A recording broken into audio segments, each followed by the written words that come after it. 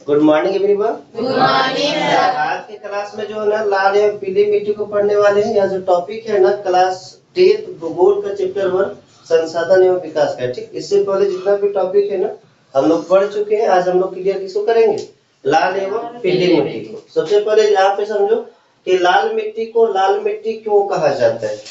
तो लाल मिट्टी देखो, यहाँ पे ये बोर्ड में जो ये फिगर दिख रहा है ना, ये लाल मिट्टी है और इसका रंग किस कलर का है? लाल, इसीलिए इसको लाल मिट्टी बोलते हैं। तो सबसे पहला बात है कि लाल मिट्टी को लाल मिट्टी इसीलिए कहा जाता है ना क्योंकि इसका रंग ही कैसा होता है? लाल होता है। जब इस मिट्टी को छू करके देखोगे ना तो वहां पे लाल कलर का दिखेगा, इसीलिए इसको लाल मिट्टी कहा जाता है। सबसे पहले यहाँ पे बात आता है कि सर ये लाल क्यों दिखता है, लाल क्यों दिखता है? तो इस मिट्टी में जो है ना आयरन की मात्रा ज्यादा होती है। आयरन मतलब लोहा, ठीक। और आयरन जो होता है ना, लोहा गर्म होने के बाद तुम लोग जानते हो ना, जब भी लोहा को गर्म किया जाता है तो वो लाल दिखने लगता है। जिसके कारण जो है ना, जैसे धूप पड़ता है तो वो गर्म हो जाता है, गर्म होने के बाद थोड़ा लाल हो जाता है। और ये आयरन ऑक्साइड मतलब लोहा की मात्रा अधिक होने के कारण इस मिट्टी का रंग कैसा हो जाता है? लाल हो जाता है। पहला बात ये ध्यान रखो, लाल मिट्टी को लाल मिट्टी क्यों कहा जाता है? क्योंकि इसका रंग कैसा होता है? लाल होता है। लाल क्यों होता है? क्योंकि इस मिट्टी में आयरन ऑक्साइड की मात्रा अधिक होती है। लेकिन इस मिट्टी को पीली मिट्टी भी कहा जाता है। लाल मिट्टी को पीली मिट्टी भी कहा जाता है। पीली मिट्टी इसलिए कहा जाता है क्योंकि ये जब मिट्टी भीग जाती है, मतलब इस मिट्टी में जब जल की मात्रा आ जाती है, जल योजन हो जाती है, तब ये मिट्टी थोड़ा थोड़ा पीला कलर में दिखने लगता है। ऐसा नहीं कि पूरा गोल्डन पीला दिखेगा, हल्का हल्का रेडिश दिखने लगता है, जिसके कारण इस मिट्टी को पीली मिट्टी के नाम से भी जाना जाता है। मतलब पीली मिट्टी कुछ और नहीं, यही मिट्टी में जब पानी चला जाता है ना तो ये जब भीग जाता है तो हल्का सा पीला कलर का दिखने लगता है, इसलिए इसको पीली मिट्टी भी कहा जाता है। कोई दिक्कत? इसके अलावा इस मिट्टी का निर्माण मतलब होता है ये मिट्टी बना किस तरह से था।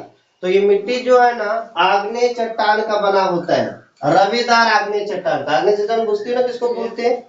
जैसे ज्वालामुखी है, जब पृथ्वी के अंदर से ज्वालामुखी निकलता है ना तो ये चना, जैसे चना होता है ना उस तरह से टुकड़ा टुकड़ा रूप में जो ज्वालामुखी निकला ना उसको बोलते हैं रवेदार। रवेदार मतलब होता है कि छोटा छोटा टुकड़ा के रूप में। और आग्नेय चट्टान मतलब जो अंदर से निकला ज्वालामुखी, तो वही जो ना बिछा उसके बाद क्या बना था? मतलब ये लाल मिट्टी। लाल मिट्टी का निर्माण किस चट्टान से हुआ है? तो आज अपना आग्नेय चट्टान से। इसके अलावा जो ये लाल मिट्टी है ना, वहां पे कम वर्षा वाला क्षेत्र, मतलब जहाँ पे कम वर्षा हुआ है ना वहीं पे ये मिट्टी का विकास हुआ है। मतलब अगर पूछा जाए कि लाल मिट्टी जहाँ पे होता है ना वहां पे वर्षा अधिक होता है कि कम होता है?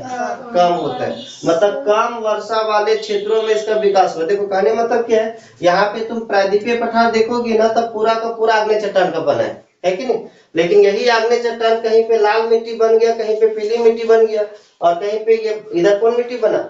ब्लैक, काली मिट्टी। इधर जो है ना लेटेराइट मिट्टी बन गया। आखिर ऐसा क्या रीजन है? तो यहाँ पे जो है ना वर्षा के कारण ही मिट्टी में परिवर्तन होता है। जैसे जहाँ पे खूब ज्यादा वर्षा होता है वहां का जो मिट्टी है ना आग्नेय चट्टान का वो भी है, लेकिन वहां का मिट्टी बन जाएगा लेटेराइट मिट्टी, क्योंकि वहां पे खूब ज्यादा वर्षा हुआ है। तो जहाँ पे कम वर्षा हुआ है ना उस आग्नेय चट्टान का विकास किस रूप में, किस मिट्टी के रूप में हुआ है? लाल मिट्टी के रूप में। अब यहाँ पे देखो, यहाँ पे मेनली जो है ना किस क्षेत्र में ये लाल मिट्टी पाया जाता है ये बात को याद रखना है। तो यहाँ पे ये कौन पठार है? दक्कन पठार। क्वेश्चन दे सकते हैं कि दक्कन के पठार के पूर्व एवं दक्षिण में कौन सा मिट्टी पाया जाता है? लाल मिट्टी। तो ये दक्कन का पठार है, दक्कन का पठार का इधर कौन सा भाग है? पूर्व। और इधर कौन सा भाग है? दक्षिण। नीचे दक्षिण होता है ना, और इधर क्या होता है? पूर्व। तो ये दक्कन के पठार के पूर्व एवं दक्षिण में कौन सी मिट्टी पाई जाती है?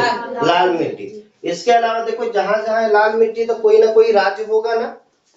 देखो ये कौन सा राज्य है? ये है छत्तीसगढ़। ये कौन सा है? झारखंड। इधर कौन सा है? उड़ीसा। देखो ये तट हम खाली रखें क्योंकि ये तट जो है ना जलोढ़ मिट्टी का बना हुआ है कि नहीं?